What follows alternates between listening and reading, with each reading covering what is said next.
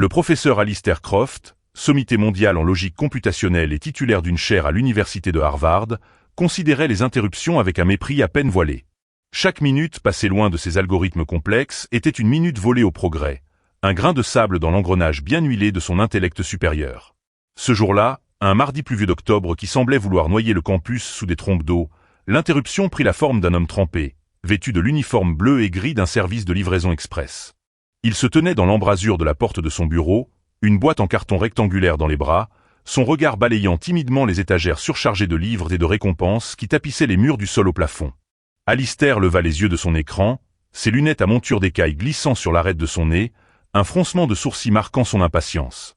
Pour lui, cet homme n'était qu'un rouage anonyme dans la grande machine du monde extérieur, un monde de tâches simples et d'esprits non entraînés, si éloigné de son sanctuaire de pensée pure. Il ne voyait pas un individu, mais une fonction, un simple vecteur pour un objet dont il avait à peine souvenir d'avoir commandé. Le bruit de la pluie contre la grande fenêtre à meneaux de son bureau semblait amplifier le silence gênant, un silence qu'Alistair n'avait aucune intention de rompre le premier. L'homme, dont le badge indiquait le nom de Léo, fit un pas hésitant à l'intérieur, laissant une petite flaque d'eau de pluie sur le parquet ancien et méticuleusement ciré. « Colis pour le professeur Croft », dit-il d'une voix douce, presque apologétique, comme s'il était conscient de profaner un lieu sacré par sa seule présence. Alistair fit un geste vague en direction d'un coin de la pièce, un geste qui signifiait à la fois « posez-le là » et « partez vite ». Il s'était déjà replongé dans les lignes de code qui dansaient sur son moniteur, un univers abstrait où il était le maître incontesté. Mais Léo ne bougea pas immédiatement. Ses yeux, d'un bleu étonnamment clair, s'étaient attardés sur le tableau blanc monumental qui occupait tout un PAN de mur. Ce tableau était un champ de bataille intellectuel, couvert d'équations, de diagrammes de flux et de symboles grecs, le témoignage chaotique de plusieurs semaines de lutte acharnée menée par Alistair et son équipe de doctorants. C'était le cœur de leur blocage actuel, un dilemme logique qui résistait à toutes leurs tentatives de modélisation. Le regard de Léo n'était pas vide ou confus, comme Alistair s'y serait attendu s'il avait daigné y prêter attention. Il y avait une lueur de concentration, une mise au point silencieuse qui semblait percer la complexité de la surface pour en sonder les profondeurs. « C'est un joli casse-tête que vous avez là », murmura Léo, presque pour lui-même, sa voix portant à peine au-dessus du cliquetis du clavier d'Alistair. Cette simple phrase, prononcée sans prétention, fut l'étincelle qui alluma la mèche. Alistair s'arrêta net, les doigts figés au-dessus des touches. Le mépris se mua en irritation pure. L'audace. Comment un simple livreur, un homme dont la tâche quotidienne la plus complexe consistait probablement à optimiser son itinéraire, osait-il porter un jugement sur son travail? Sur un problème qui avait mis en échec les esprits les plus brillants de sa génération? « Je vous demande pardon », lança Alistair, sa voix tranchante comme un éclat de verre. Il se tourna complètement sur son fauteuil en cuir, fixant Léo avec toute l'autorité que lui conféraient ses décennies de succès académique. Il s'attendait à voir l'homme bafouiller, s'excuser, peut-être même rougir de son impertinence. Il se préparait à lui administrer une leçon cinglante sur la nécessité de rester à sa place, une réprimande qui réaffirmerait l'ordre naturel des choses, la hiérarchie intangible de l'intellect qui plaçait les professeurs de Harvard au sommet et les livreurs tout en bas. Mais Léo ne bafouilla pas. Il ne sembla même pas intimidé par le regard glacial du professeur. Il désigna un coin spécifique du tableau blanc avec un mouvement discret de son menton. Le problème, ce n'est pas la distribution, c'est le point de départ. Vous essayez de forcer une symétrie sur un système qui est fondamentalement asymétrique. Il parlait calmement, avec une clarté déconcertante, comme s'il commentait la météo. Pour Alistair, ce fut un choc. Les mots « symétrie » et « asymétrique » n'étaient pas des termes que l'on s'attendait à entendre de la part d'une personne dans sa position. Ils étaient précis, techniques. C'était le langage de son propre domaine, une langue qu'il pensait être la sienne et celle de ses pairs. L'irritation commença à laisser place à une incrédulité confuse. Il plissa les yeux, scrutant le visage de Léo comme s'il le voyait pour la première fois, cherchant un signe de moquerie ou de folie. Mais il ne trouva qu'un sérieux tranquille, une assurance qui ne venait pas de l'arrogance, mais d'une certitude intérieure.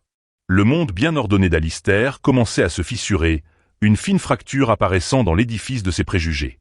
Le professeur se leva, s'approcha lentement du tableau blanc, son regard alternant entre les équations complexes et le visage ordinaire de cet homme extraordinaire. « Expliquez-vous » ordonna-t-il, sa voix plus basse maintenant, dépouillé de son arrogance et chargé d'une curiosité qu'il ne pouvait plus réprimer. Léo posa enfin le colis par terre, libérant ses mains. Il ne s'approcha pas du tableau, respectant une distance invisible mais palpable.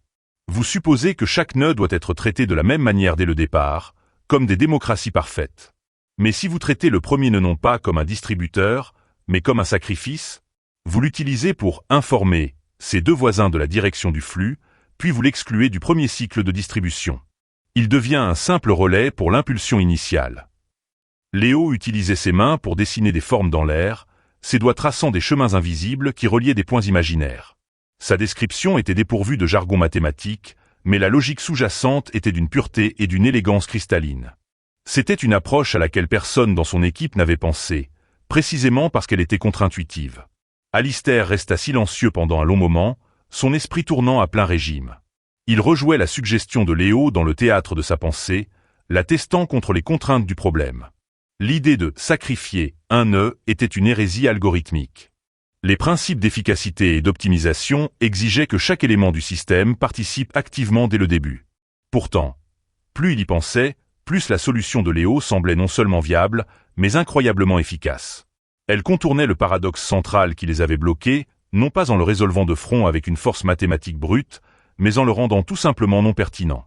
C'était comme essayer d'enfoncer une porte verrouillée alors qu'une fenêtre était ouverte juste à côté. Lui et son équipe étaient tellement concentrés sur la serrure qu'ils n'avaient même pas regardé le reste du mur. Un sentiment étrange envahit Alistair, un mélange d'émerveillement et de profonde humilité. Ce livreur, cet homme qu'il avait jugé et congédié en une fraction de seconde, venait de faire ce que des millions de dollars de financement et des milliers d'heures de calcul n'avaient pas réussi à accomplir. Le silence dans le bureau était désormais différent. Il n'était plus gênant ou tendu, mais rempli d'une sorte de respect émerveillé. Les doctorants d'Alistair, qui avaient observé la scène depuis le couloir, attirés par le changement de ton de leur superviseur, se tenaient maintenant dans l'embrasure de la porte, leur visage exprimant une incrédulité totale.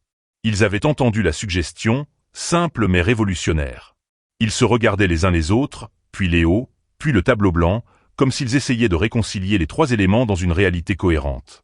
L'homme qui venait de leur livrer des fournitures de bureau venait-il vraiment de résoudre le dilemme Guardian-Node ? La question flottait dans l'air, si absurde qu'elle en devenait presque plausible. Alistair sentit une rougeur monter à ses joues, une honte brûlante face à son propre snobisme intellectuel. Il avait été si prompt à juger, si certain de sa propre supériorité, qu'il était passé à côté de l'essentiel. L'intelligence n'était pas confinée au tour d'ivoire de l'académie. Elle était là, dans le monde, sous des formes inattendues, attendant simplement d'être reconnue. Léo, de son côté, semblait parfaitement inconscient du séisme qu'il venait de provoquer. Il jeta un dernier coup d'œil au tableau, un léger sourire aux lèvres, comme un artiste satisfait de son esquisse. Enfin, c'est juste une idée. Il faut probablement la tester. Il se pencha pour prendre sa tablette électronique afin d'obtenir la signature pour le colis.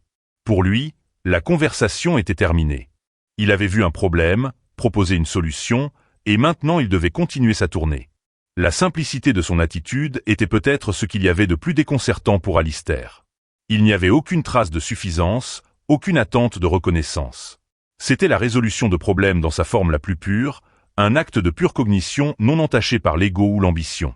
Le professeur regarda la tablette qu'on lui tendait, puis le visage de Léo, et pour la première fois, il vit bien plus qu'un uniforme. Il vit une intelligence vive, un esprit dont la profondeur était un mystère fascinant. Finalement, Alistair prit le stylet et signa. Sa main était légèrement tremblante. « Attendez », dit-il alors que Léo se tournait pour partir. « Quel est votre nom complet » Léo hésita une seconde. « Leo Valois. »« Monsieur Valois », reprit Alistair, et le mot « monsieur » était chargé d'un respect nouveau et sincère. « Je ne sais pas comment vous remercier. Nous sommes sur ce problème depuis des mois. » Léo haussa simplement les épaules. Pas de problème. J'aime bien les énigmes. Ça change des chiens qui aboient et des ascenseurs en panne. Il fit un petit signe de tête et sortit du bureau, laissant derrière lui une équipe d'universitaires abasourdis et un professeur de renommée mondiale qui venait de recevoir l'une des leçons les plus importantes de sa vie. La flaque d'eau sur le parquet semblait maintenant moins une souillure qu'une marque, le souvenir d'un passage qui avait tout changé. Le mépris initial s'était évaporé, remplacé par une admiration et une curiosité qui allaient redéfinir non seulement sa recherche, mais aussi sa perception de l'intelligence elle-même.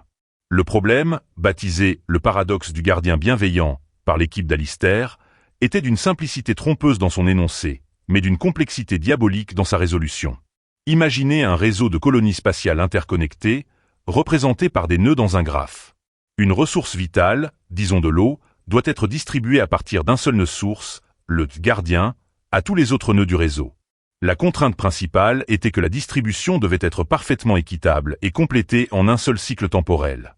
Chaque nœud, une fois qu'il avait reçu sa part de ressources, devenait verrouillé pour le reste du cycle et ne pouvait ni recevoir davantage ni transmettre la ressource à d'autres. C'était comme si chaque colonie, une fois approvisionnée, fermait ses portes pour se concentrer sur sa propre survie jusqu'au cycle suivant. Cette règle simple du verrouillage était le cœur du paradoxe. Elle empêchait une distribution en cascade, le modèle le plus intuitif pour ce genre de problème. Le gardien pouvait envoyer des ressources à ses voisins directs, mais ses voisins devenaient alors immédiatement inactifs, incapables de relayer la ressource plus loin dans le réseau. Pendant des semaines, le tableau blanc du bureau d'Alistair avait été le témoin silencieux de leur échec. Ils avaient tout essayé. Des algorithmes de diffusion en parallèle, qui échouaient car certains nœuds recevaient inévitablement leur part avant d'autres, se verrouillant et créant des goulots d'étranglement. Des approches basées sur la théorie des jeux, modélisant les nœuds comme des acteurs rationnels, mais la règle du verrouillage unique brisait les hypothèses standards de coopération. Ils avaient même exploré des solutions quantiques, imaginant des superpositions d'états de distribution, mais cela relevait plus de la science-fiction que d'une solution pratique applicable. Le financement du projet provenait d'une agence spatiale gouvernementale qui prévoyait une nouvelle ère de colonisation et avait besoin d'un protocole de gestion des ressources absolument infaillible. La pression était immense. Alistair sentait le poids de sa réputation, le regard de ses bailleurs de fonds, et surtout, la frustration intellectuelle de se heurter à un mur qui semblait à la fois infranchissable et absurdement simple. Chaque matin, il arrivait avec une nouvelle idée, et chaque soir, il repartait avec la certitude amère qu'il s'agissait d'une autre impasse. L'équipe était composée des meilleurs et des plus brillants. Il y avait Kenji, un prodige japonais de la topologie algébrique, capable de visualiser des structures en plusieurs dimensions avec une facilité déconcertante. Il y avait Maria, une experte en optimisation de réseau dont les travaux antérieurs avaient révolutionné la logistique des télécommunications. Et il y avait aussi des doctorants affamés, des jeunes esprits vifs qui passaient leur nuit à coder des simulations, testant des milliers de variations d'algorithmes. Ensemble, ils représentaient des siècles d'éducation formelle et des décennies d'expérience de pointe. Pourtant, le paradoxe du gardien bienveillant les humiliait tous les jours. Leurs discussions étaient devenues circulaires, leurs débats de plus en plus tendus. Ils couvraient le tableau blanc de formules si complexes que seul un initié pouvait les comprendre, mais ces formules ne les menaient nulle part. Ils étaient comme des alpinistes de classe mondiale équipés du matériel le plus sophistiqué, essayant d'escalader une paroi de verre parfaitement lisse. Leur expertise, loin de les aider, semblait les aveugler, les enfermant dans des schémas de pensée conventionnels qui étaient manifestement inadaptés au problème.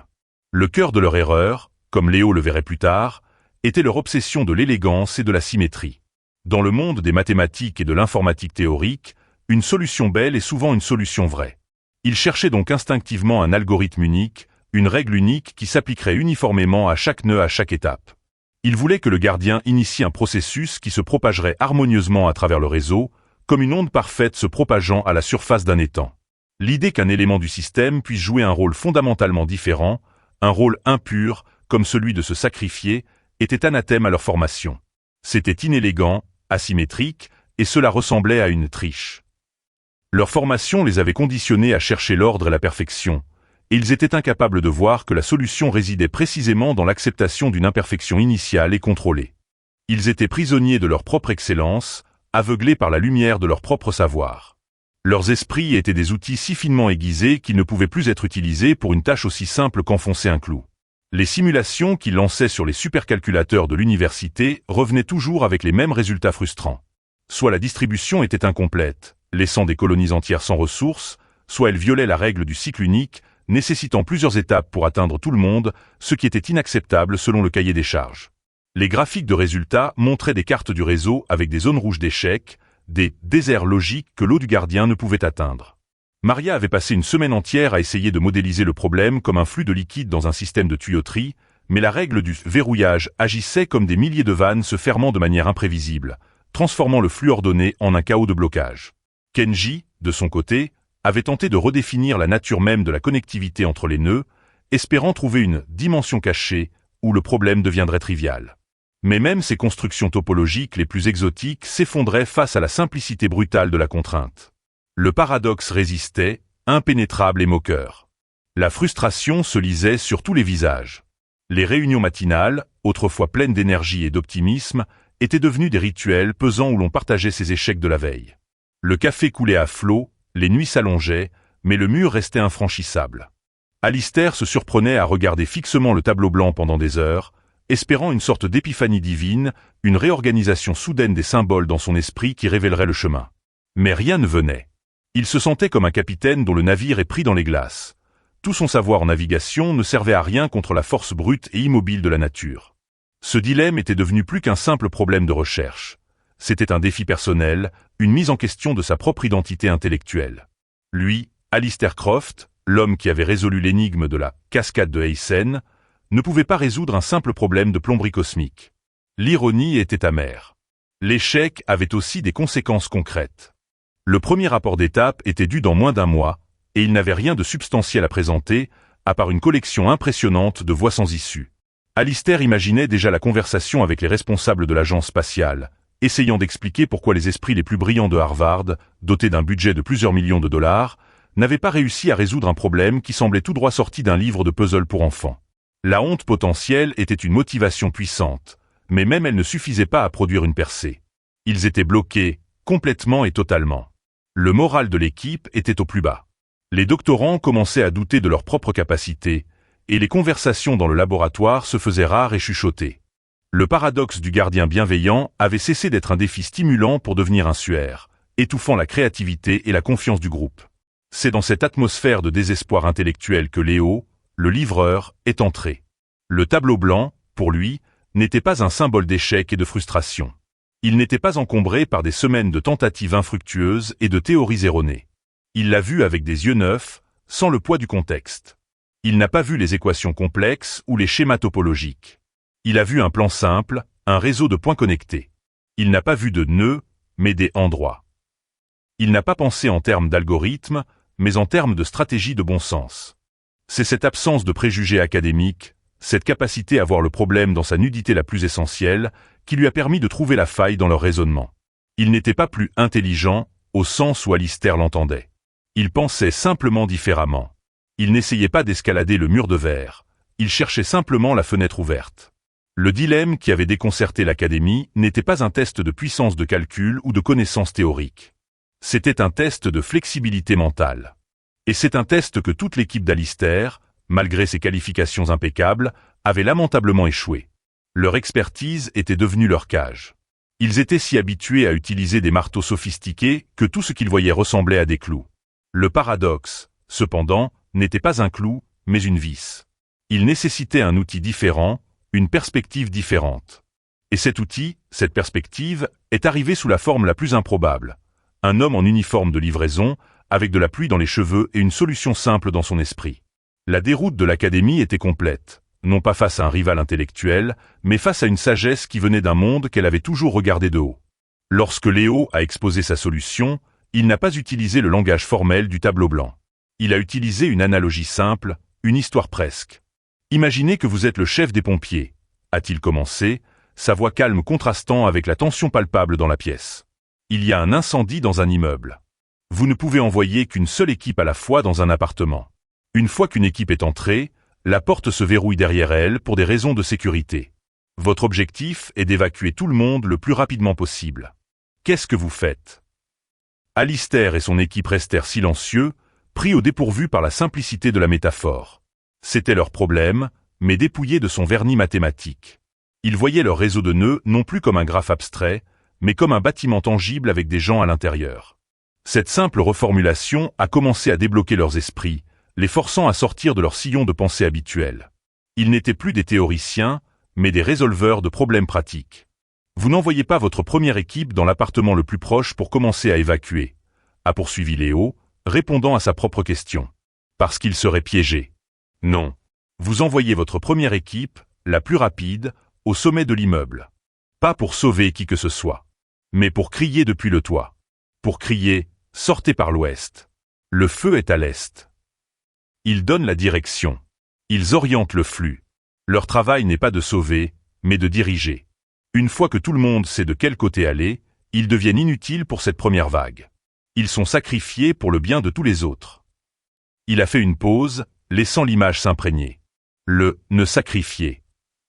Ce n'était plus un concept algorithmique hérétique, mais un acte de leadership stratégique. Le chef des pompiers ne gaspille pas sa meilleure équipe, il l'utilise pour la tâche la plus cruciale, l'information. C'était une idée si puissante et si intuitive qu'elle semblait évidente rétrospectivement. L'évidence même d'une vérité qu'on a mis trop longtemps à voir. Maria fut la première à comprendre pleinement les implications. Elle s'avança vers le tableau blanc, prit un marqueur rouge et entoura l'un des nœuds centraux du diagramme. Alors, si nous désignions ce nœud comme l'informateur, commença-t-elle, sa voix remplie d'une excitation nouvelle. Il n'essaie pas de distribuer la ressource. Il envoie un simple signal binaire à ses voisins. Un 1 minute pour signifier « le flux vient de cette direction » et un 0 minute pour ignorer cette connexion pour ce cycle. Il établit un gradient. Il polarise le réseau. Elle se tourna vers Alistair, les yeux brillants. Une fois le gradient établi, ce qui prend une fraction de seconde, le nœud informateur se met en veille. Le gardien peut alors commencer la distribution le long des chemins polarisés, et la ressource s'écoulera de manière ordonnée, sans jamais avoir à faire de choix, car les chemins sont prédéfinis. Il n'y a plus de paradoxe. Le silence fut rompu par le bruit du marqueur de Maria, traçant frénétiquement le nouveau flux sur le tableau blanc. Les lignes rouges coulaient sans effort à travers le réseau, atteignant chaque nœud sans violation des règles. C'était simple. C'était élégant. Et ça marchait. La différence fondamentale entre les deux approches était la philosophie sous-jacente. L'équipe d'Alistair, représentant la connaissance des livres, voyait le problème comme un système fermé gouverné par des règles mathématiques immuables. Ils cherchaient une solution universelle, une formule parfaite qui résoudrait le problème de l'intérieur. Leur pensée était déductive, partant des grands principes pour arriver au cas particulier. Ils étaient en quête de la vérité avec un grand V. Léo, incarnant la sagesse de la rue, a vu le problème comme une situation du monde réel avec des contraintes pratiques. Sa pensée était inductive, partant d'observations concrètes, comment les gens résolvent-ils des problèmes de flux dans la vie de tous les jours, pour en tirer une stratégie efficace. Il ne cherchait pas la solution la plus élégante mathématiquement, mais la plus efficace pratiquement. Il n'a pas essayé de changer les règles du jeu, il a simplement trouvé un moyen plus malin de jouer. C'était l'opposition classique entre la connaissance, savoir que la tomate est un fruit, et la sagesse, ne pas la mettre dans une salade de fruits. Alistair regardait le tableau, transformé par quelques lignes rouges, et ressentait un profond sentiment de libération. La frustration qu'il avait rongée pendant des semaines se dissipait comme un brouillard matinal. La solution de Léo n'était pas seulement une solution technique, c'était une leçon philosophique. Elle lui rappelait que les modèles abstraits, aussi puissants soient-ils, ne sont que des représentations de la réalité, et non la réalité elle-même. Parfois, la meilleure façon de résoudre un problème n'est pas d'appliquer une théorie plus complexe, mais de regarder le problème différemment, de changer de perspective. La sagesse de la rue, souvent méprisée par le monde universitaire comme étant simpliste ou non rigoureuse, possédait sa propre forme de génie, un génie pragmatique, ancré dans l'expérience et l'observation directe. C'était une intelligence qui ne se mesurait pas par des diplômes ou des publications, mais par sa capacité à trouver des solutions qui fonctionnent dans le monde réel, désordonné et imprévisible. Kenji, le topologue, secoua la tête avec un sourire mi-amusé, mi-respectueux. Toute ma vie, on m'a appris à rechercher la symétrie, à la trouver, à la créer si elle n'existe pas. L'idée d'introduire délibérément une asymétrie pour résoudre un problème, c'est à la fois choquant et magnifique. Il regarda en direction de la porte par laquelle Léo était sorti. Cet homme n'a pas résolu notre équation. Il a changé l'équation.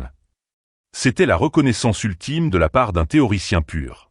Il ne s'agissait pas d'une simple astuce, mais d'un changement de paradigme fondamental. La connaissance des livres leur avait fourni les outils pour construire un labyrinthe incroyablement complexe. La sagesse de la rue leur avait simplement montré qu'ils pouvaient voler par-dessus. La prise de conscience a balayé la pièce comme une onde de choc, brisant les certitudes et ouvrant de nouvelles possibilités. La solution était aussi une leçon d'humilité. L'équipe avait opéré dans une bulle d'autosuffisance intellectuelle, convaincue que si eux ne pouvaient pas trouver la solution, personne ne le pouvait. Ils avaient oublié de regarder à l'extérieur de leur tour d'ivoire. Ils avaient oublié que l'intelligence est une ressource distribuée, présente dans toutes les couches de la société, sous toutes sortes de formes. Le livreur, le mécanicien, le jardinier, le parent au foyer. Tous sont des experts dans leur propre domaine, des résolveurs de problèmes qui utilisent quotidiennement des formes de logique et de créativité que le monde universitaire ne reconnaît pas toujours. L'arrivée de Léo a fait éclater cette bulle de manière spectaculaire. Il leur a rappelé que la connaissance livresque sans la sagesse pratique est comme une voiture puissante sans volant. Elle peut aller très vite, mais seulement en ligne droite, et finit souvent par s'écraser contre le premier obstacle inattendu. Le reste de l'après-midi fut consacré à formaliser l'idée de Léo. Ils l'ont baptisé l'amorçage par sacrifice ou l'heuristique du Valois, en l'honneur de son créateur. Ils ont traduit l'analogie du chef des pompiers en un algorithme rigoureux, ont prouvé mathématiquement son efficacité et son infaillibilité, et ont lancé de nouvelles simulations. Cette fois, les résultats étaient parfaits. Sur les écrans, les cartes du réseau se coloraient uniformément en vert, signifiant une distribution complète et réussie en un seul cycle. Les graphiques montraient des courbes lisses et prévisibles. C'était une victoire totale. Mais c'était une victoire au goût étrange, car le véritable héros de la journée n'était pas dans la pièce pour la célébrer. Il était probablement quelque part dans Cambridge, luttant contre la circulation, livrant un autre colis, complètement inconscient de la révolution qu'il avait déclenchée dans l'un des plus prestigieux départements de recherche du monde. En fin de compte, la confrontation entre la sagesse de la rue et la connaissance des livres n'a pas eu de vainqueur clair, car les deux se sont révélés nécessaires. La sagesse de Léo a fourni l'étincelle, l'idée créative qui a brisé le blocage. Mais la connaissance de l'équipe d'Alistair était essentielle pour prendre cette étincelle et la transformer en un feu robuste. Un algorithme prouvable, un protocole fiable, une solution scientifiquement validée. L'un sans l'autre était incomplet. La sagesse sans la connaissance reste une anecdote. La connaissance sans la sagesse reste une théorie stérile.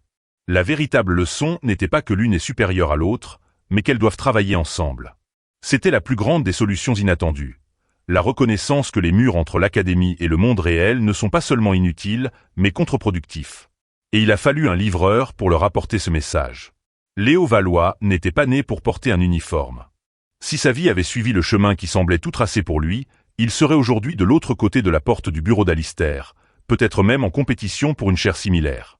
Né à Montréal d'une mère mathématicienne et d'un père ingénieur en aérospatiale, Léo avait grandi dans un environnement où les équations différentielles étaient un sujet de conversation courant à table.